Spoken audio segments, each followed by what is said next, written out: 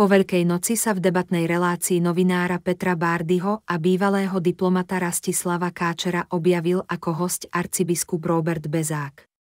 Diskusia, ktorá mala sviatočný rozmer, však prekvapila nečakaným posunom.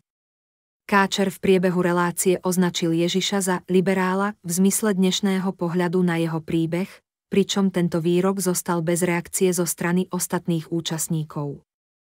Odoberajte kanál Politický obraz a nezmeškáte žiadne overené informácie zo zákutia slovenskej politiky.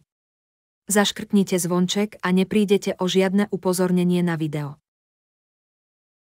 Káčer sa zamýšľal nad príbehom kresťanstva a tvrdil, že Ježiš, ktorý prešiel veľkým utrpením, je dnes vnímaný ako liberál. Tento pohľad oprel o známe epizódy z Evanielií, kde Ježiš vystupuje proti dobovým spoločenským normám, napríklad keď sa zastal ženy pristihnutej pri cudzoložstve.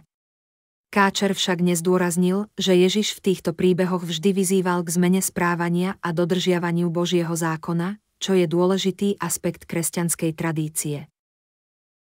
V diskusii nezaznela žiadna korekcia zo strany arcibiskupa Bezáka, ktorý je známy otvorenosťou a snahou o väčšiu inkluzívnosť v cirkvi 3.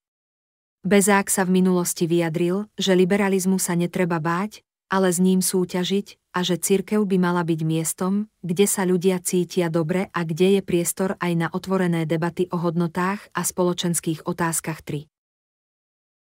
Káčer sa vo svojich úvahách odvolával na etické princípy kresťanstva, no skôr v sekulárnom význame ako pokora, striedmosť či cudnosť. Otázka, do akej miery je možné tieto hodnoty aplikovať na súčasné spoločenské témy, zostala v diskusii otvorená.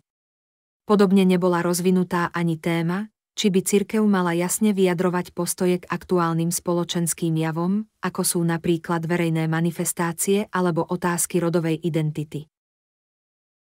Diskusia v relácii tak ukázala, že aj počas veľkonočných sviatkov sa otázka vzťahu kresťanstva a liberalizmu stáva predmetom polemiky a vyvoláva otázky o tom, ako by sa mala cirkev a jej predstavitelia stavať k hodnotovým debatám v modernej spoločnosti.